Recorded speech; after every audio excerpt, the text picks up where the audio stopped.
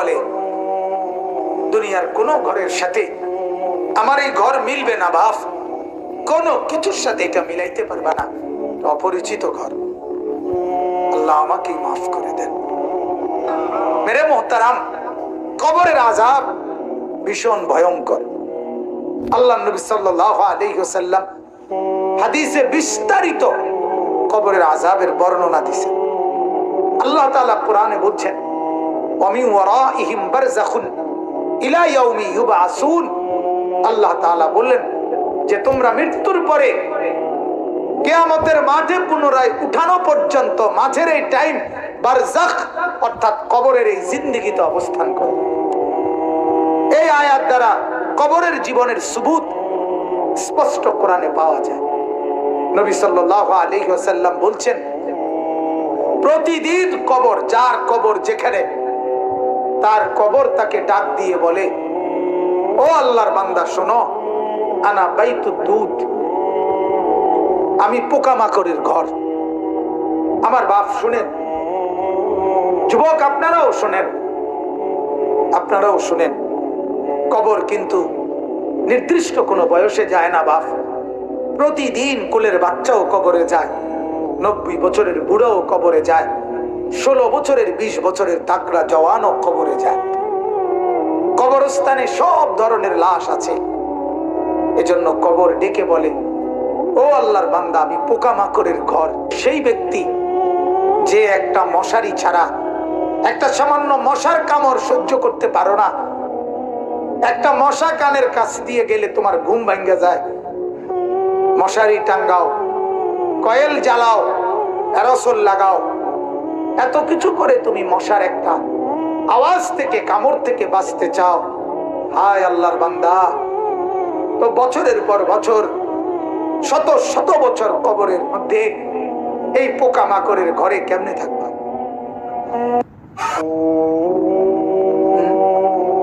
বলেন। কবর প্রতিদিন বলে, আনা বাইতুল ওয়াহদা, ও আল্লাহর বান্দা, আমি কিন্তু একাকী ঘর। একাকী ঘর, কেউরে পাবা না, কেউরে না। আমার বাপ, এই পৃথিবীতেও একাকিত্বের যন্ত্রণা বড় সাংঘাতিক। আপনার ঘরে যদি লক্ষ কোটি টাকারও মাল সামানা থাকে, খাদ্য খাবার, ফল ফলাদি সব আছে, সব আছে, শুধু স্ত্রী নাই, মা নাই, বাপ নাই, ছেলে নাই, মেয়ে নাই, কেউ নাই, আপনি শুধু একা। খোদার কসম, এই একাকিত্বের যন্ত্রণায় ঘরের সবকিছু না, সারা দুনিয়াটাই আপনার কাছে বিষাদ মনে হবে। মনে হবে আমার কিছুই নাই। গত বছর আপনারা অনেকে শুনছেন হয়তো, এক ভদ্রলোক, ঢাকার শিল্পপতি, কোটি কোটি টাকার মালিক, গার্মেন্টস মেল ফ্যাক্টরির মালিক, ওই ভদ্রলোক একাকিত্বের কারণে, স্ত্রী নাই, ছেলে নাই, মেয়ে নাই, বিবিও দূরে সরে গেছে, ইউরোপ থাকে, ছেলেও থাকে বাহিরে, মেয়েও থাকে বাহিরে, একটা লোক নাই ফ্যামিলিতে।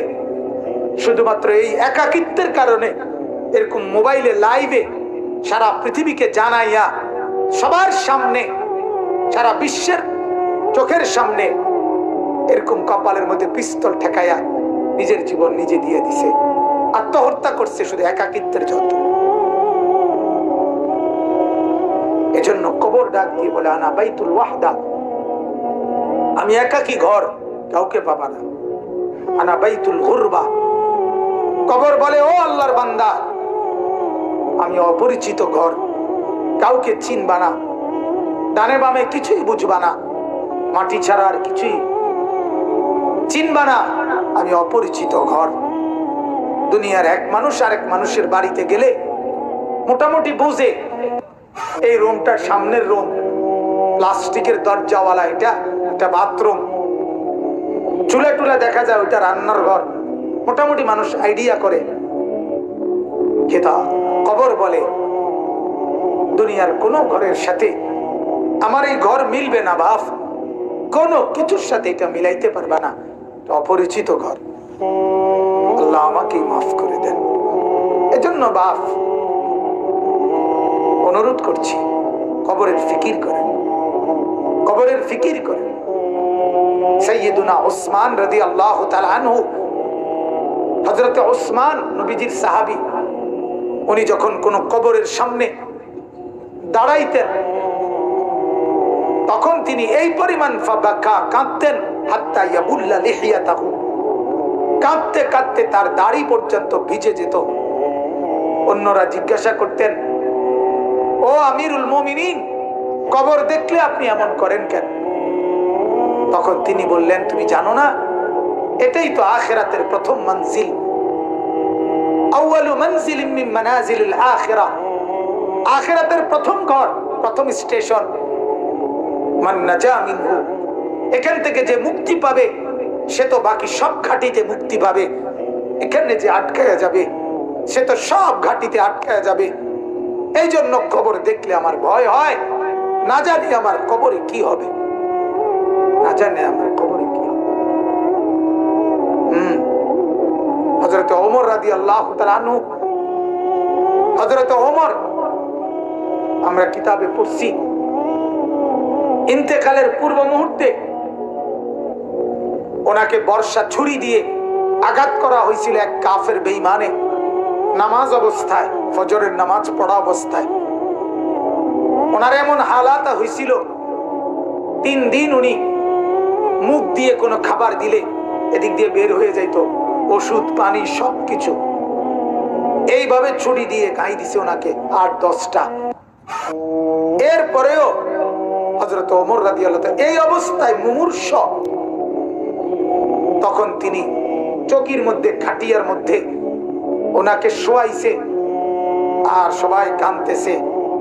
উনি তখন চোখের পানি ফেলে দিয়ে হযরত ওমর তার ছেলে আব্দুল্লাহকে বলছে, আব্দুল্লাহ, আমাকে তুমি চকির থেকে, খাটিয়ার থেকে মাটিতে নামাও, আমি কবরে যাব কিছুক্ষণের মধ্যে, আমারে মাটিতে নামাও, আমার গাল মাটির মধ্যে ঘষা লাগাও, দা খাদ্দি আলাল আরদ, আমার গাল মাটিতে রাখো, আমারে মাটিতে ফেলায় রাখো, আসা রব্বি আন ইয়ারহামানি, যেন আমার আল্লাহর একটু দয়া হয়, আল্লাহ যেন আমারে মাফ করে দেয়, যেন আল্লাহ বলতে না পারে, ওমর মরার সময়ও ঘাটে হইতে রইছ, অহংকার করছিস, এটা যেন বলতে না পারে। এই ছিল সাহাবায়ে কেরামের ফিকির। ভাইয়া, ফিকির। হ্যাঁ, হাদিসের মধ্যে আল্লাহর নবী সাল্লাল্লাহু আলাইহি ওয়াসাল্লাম বলছেন, কসম, হাদিস এটা, নবীজি বলেন, কোন নাফরমানের লাশ যখন কান্দের মধ্যে করে কবরস্থানের দিকে নিয়ে যায়, এই পরিমাণ চিৎকার করে, এই পরিমাণ চিৎকার করে নাফরমান বলে, আল্লাহর দোহাই তোমাদের, আমার লাশ ওই কবরস্থানে নিও না, আমারে কবরে রাইখো না। আল্লাহর নবী সাল্লাল্লাহু আলাইহি সাল্লাম বলেন, মানুষ ব্যতীত আল্লাহর সব মাখলুক ওই চিৎকার শুনতে পায়, ওই চিৎকার শুনতে পায়। এই কবরে যাওয়ার আগে চিৎকার, লাশের চিৎকার। আল্লাহর নবী সাল্লাল্লাহু আলাইহি সাল্লাম বলেন, যদি ওই নাফরমানের চিৎকার তোমাদের কানে একবার শুনতা, তাহলে পৃথিবীর কোন মানুষ কোনদিন কারো লাশ খাটের মধ্যে কান্দে নিত না, কারণ যদি চিৎকার মারে এই ভয়ে, তাহলে রাস্তায় পড়ে থাকতো লাশ, কুকুর আর বিড়ালে খাইত। হাদিস আমার বাপ। অতএব কবরের ফিকির করে। আল্লাহর নবী সাল্লাল্লাহু আলাইহি ওয়াসাল্লাম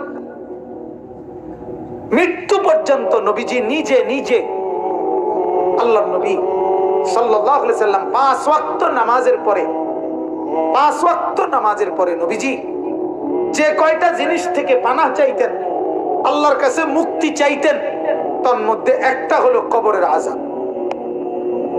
আল্লাহুম্মা ইন্নী আউযু বিকা মিন আযাবিল কবর, আল্লাহ কবরের আযাব থেকে বাঁচান, ওয়া মিন ফিতনাতিল কবর, কবরের মুসিবত থেকে বাঁচান।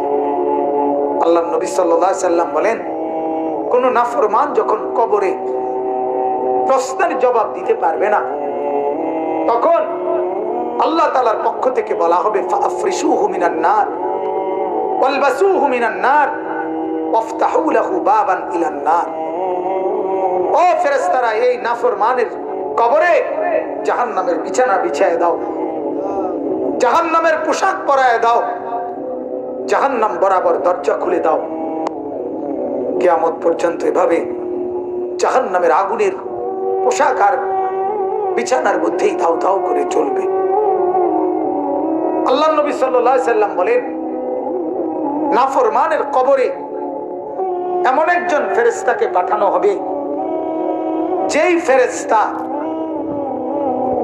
আমা ওয়া আসাম, অন্ধ এবং বধির, চোখেও দেখে না, কানেও শোনে না, লোহার একটা মুগুর দিয়ে একটা বাড়ি মারবে, 7 তবক জমিনের নিচে দেবে যাবে, আবার উঠবে, আবার মারবে। আর ওই নাফরমান কবরে চিৎকার করবে, ভীষণ কান্নাকাটি করবে, কিন্তু ওই ফেরেশতা তো চোখেও দেখে না, কানেও শোনে না, তোমার চিল্লানি শুনবে কি? আল্লাহ আমাকে মাফ করে দেন। এজন্য রাত গভীরে আপনাদেরকে বললাম, ভাই আমাকেও বললাম, উসিকুম ওয়া ইয়ায়া, আপনাদেরকেও নসিহত করছি, আমাকেও। প্রত্যেকেই কবরের প্রস্তুতি নেই। আল্লাহ তাআলা বলছে, বান্দা কি হলো? বান্দা হলোটা কি? মাটির উপরে একটা ঘর, সেটারে কত যত্ন করে সাজাইলা, কত দামি টাইলস, কত খাট পালং সোফা, ফার্নিচার, ফ্রিজ, এসি, দরজা জানালা, কত সুন্দর করে মাটির উপরের ঘর সাজাইলা। আহা বান্দা, তুমি কি জানো না মাটির নিচেও তো তোমার আরেকটা ঘর আছে, সে ঘরের নাম কবর। ওইটাকে সাজাইলা না কেন? ওই ঘর সাজাইলা না কেন? মাটির উপরের ঘর যদি সাজে খাট পালং আর সোফা দিয়ে, তো মাটির নিচের ঘর সাজে জিকির তাসবিহ তেলাওয়াত দিয়ে, আল্লাহ তাআলার গোলামি দিয়ে, সেজদা দিয়ে, নামাজ দিয়ে, হালাল ভক্ষণ করে কবরের ঘর সাজাইতে হয়। নেক আমলের পুঁজি দিয়ে যদি কবর সাজান, তো কবরটাকে আল্লাহ তাআলা ফেরেশতাকে বলবে, ফাআফরিশুহু মিনাল জান্নাহ ওয়ালবাসুহু মিনাল জান্নাহ, আমার বান্দার কবরকে জান্নাতের বিছানা বিছায় দাও, জান্নাতের পোশাক পরায় দাও, জান্নাত বরাবর দরজা খুলে দাও, কবরটা চতুর্দিকে 70 হাত প্রশস্ত করে দাও। সুবহানাল্লাহ। এরপরে এভাবে করার পরে নেককারের কাছে সুন্দর হাসানুল ওয়াজ, সুন্দর চেহারার আকৃতির এক নওজোয়ান আসবে। তখন কবর ব্যক্তি বলবে, আমি তো আপনাকে চিনলাম না। তখন সে বলবে, আনা আমালুকা সালিহ, আমি তোমার সারা জিন্দেগীর নেক আমল। আজ প্রস্তুতি নাও, জান্নাতে তোমার বন্ধুদের সাথে, জান্নাতের মেহমানদের সাথে, তোমার আত্মীয়দের সাথে মিলিত হবে। এটার খুশখবরই আমি তোমাকে দিতে আসছি। হাদিসে আছে, আল্লাহর নবী বলে, তখন নেককার কবরবাসী বলবে আল্লাহর কাছে, ইয়া রাব্বি আকিমিস সাআ হাত্তা ইয়ারজিআ ইলা আহলি, আল্লাহ আরে জলদি কিয়ামত শুরু করে দেন, আমি আমার পরিবারের কাছে ফিরে যেতে চাই। মানে জান্নাতে যেতে চাই, জান্নাতে যেতে চাই। এজন্য কবরকে ভয় করেন। আপনি আমি প্রতিদিন দেখতেছি, প্রতিদিন মানুষ কবরে যায়, যায় কিনা বাপ? ওরা কেউ মরতে চায় নাই, কিন্তু মৃত্যু তাদের কাউকে রাখে নাই। কেউ মরতে চায় না, কেউ না। একেবারে 120 বছরের বুড়ো মানুষটাকেও, 120 বছরের বুড়ো মিয়া, তারেও মানুষ ডাক্তার দেখায়, তারেও হসপিটালে ভর্তি করায়, তারাও তো চেষ্টা করে আমার 120 বছরের দাদা যেন না মরে, আমার 120 বছরের বাপ যেন না মরে। তিনিও মরতে চান না, কিন্তু কবর ডাক দিয়ে বলে, আমি কাউকে থাকতে দেই না। দুনিয়া বলে, মাটি বলে, আরে বন্ধু মরতে তো কেউই চায় নাই, আমি তো কাউকে থাকতে দেই নাই। ফেরাউন তো মরতে চায় নাই, নমরুদ তো মরতে চায় নাই, সাদ্দাদ আর কারুন তো মরতে চায় নাই, মৃত্যু তো তাকে ছাড়ে নাই। ছাড়ছে কিনা ভাইয়া? নওজোয়ান, কি রঙের ঘুড়ি উড়াইতেছো বাপ? কি রঙের ঘুড়ি উড়াচ্ছ?